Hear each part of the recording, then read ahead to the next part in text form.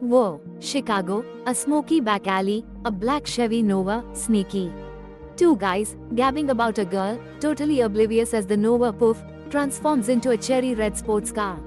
One dude jumps in, his buddies yelling, police trap, but it's too late. Bam! Doors and windows disappear, they're swallowed by darkness. Panic. Futile wall slapping. Turns out, it's a monster car. Black again, it screams through the city, a car boom at an intersection, a flipped car, cops everywhere. Empty black car, weird dark goo leaking from the trunk, mystery.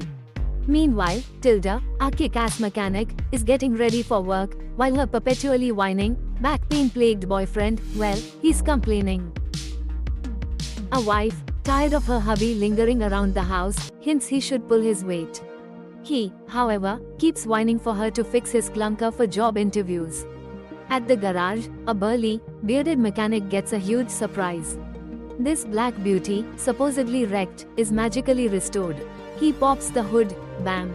The car slams his leg, he leaps back, and whoosh. The car sends him plummeting down the elevator shaft. Meanwhile, the garage boss, a hawk-eyed dude watching on CCTV, notices his mechanic has vanished.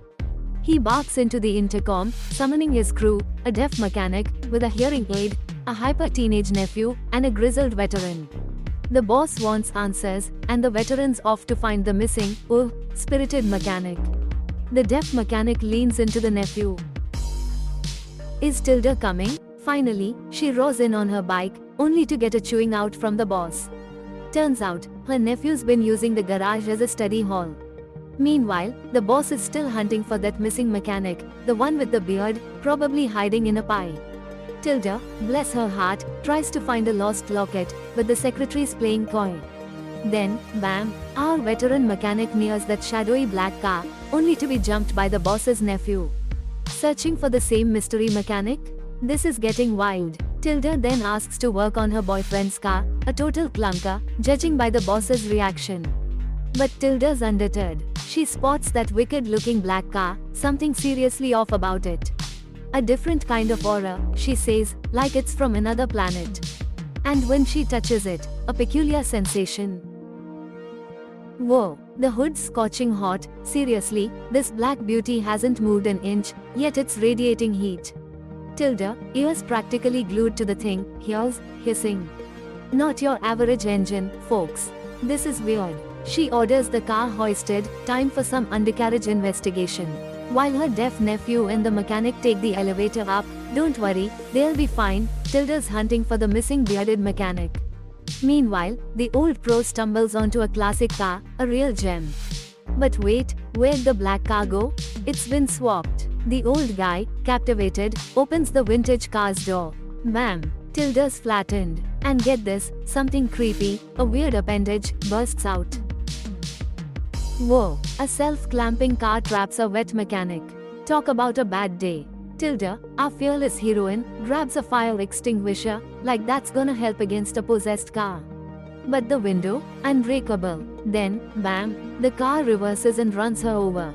The poor mechanic's screaming, Tilda's battered, but she's on a mission.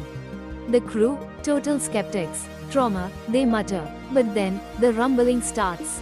A jet black, handle-less monster machine. The boss's jaw drops, he's trapped too. Tilda shouts, listen to the engine. This is getting intense. Hold on to your hats, folks. The boss, ears glued to the hood, hears a hiss, exactly like Tilda described.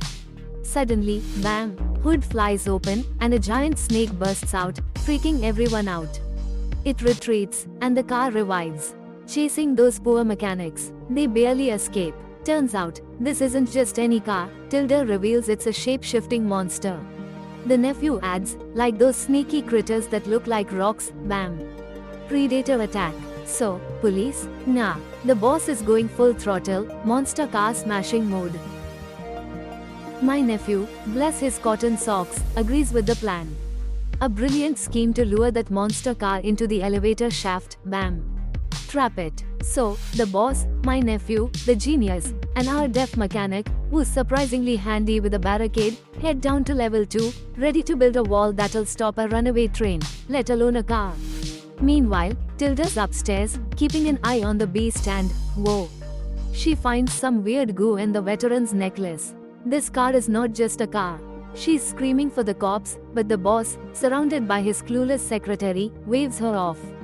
Tilda's trapped, all the doors are locked. The deaf mechanic, ever the voice of reason, reminds her, the boss is boss. Then, kapow, nephew's elevator trap springs, except the car laughs in the face of physics and speeds off. The secretary, hearing the ruckus, investigates and, oh no she didn't. She's running from the car, hiding behind a pillar. Tilda and the gang race to save her, but the suspense is killing me. Hold on to your hats, folks. A car, a monster car, bursts through the office wall, reverse, and nearly squashes our poor secretary. But fear not. Tilda, our motorcycle riding marvel, swoops in like an avenging angel and yanks her to safety. She weaves through parked cars like a caffeinated hummingbird, while our deaf mechanic, bless his cotton socks, tries to distract the beast. But that infernal racket fries his hearing aid. The car, it seems, has a vendetta against the deaf. It corners him, pins him against a wall, and then, bam! Electrocution. A nearby electrical box becomes a very unfortunate speed bump. Lights out. The garage is plunged into darkness, and our team is heartbroken. Survival, suddenly, a whole lot tougher. The boss, in a panic, blurts out his keys on his desk. But his office? A disaster zone. The keys vanished. Then, bam, Tilda spots it, that weird goo leaking from the monster car again. She gets it, we can hurt this thing. Emergency exit, welded shut by our brilliant boss. But Tilda, she's got a plan, a bold plan. She's gonna take down this metal menace. The boss sputters, but Tilda shuts him down faster than a supercharged engine. The monster car's retreating, repairing itself, getting ready for round 2, and our team? Building a Burmese tiger trap. A steel trap. This is gonna be epic. Elevator shaft, dead mechanic, bearded, naturally. Whoa, they're setting a trap, a ridiculously elaborate trap, while a monster car, seriously, a monster car, is heading their way. Maria's whipping up Molotov cocktails, always a good party trick. The car transforms. Police car to monster car, back to something else entirely. Tilda, on her motorcycle, is the bait. Boom! Molotov, misfire. Secretary's toast. Into the shaft she goes. Crash. Motorcycle down, nephew scooped up, running for their lives. Bossman's update, secretary's out. And the nephew? Well, he's still in the picture, for now.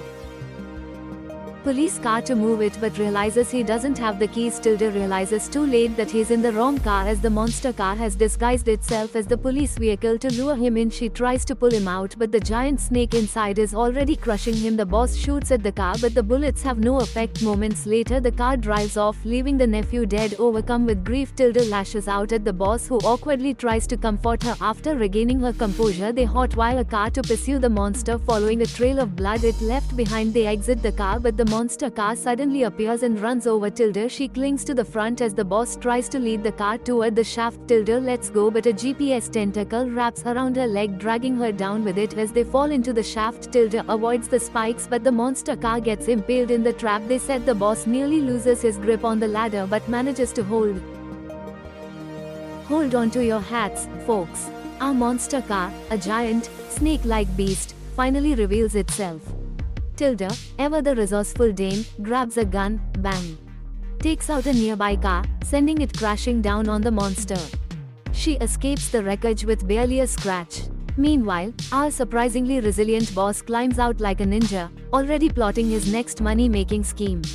He's gonna sell their story, sharing the loot with Tilda, the sneaky devil. Turns out, he had the keys all along. What a cad. Then, bam, garage doors open, revealing a worried boyfriend who, let's just say, wasn't much help. Tilda tosses him his totally wrecked car keys with a look that could curdle milk. And just as she walks off into the dawn, whoosh, 5 identical black cars roll up, and that familiar monster car hum. Oh, boy.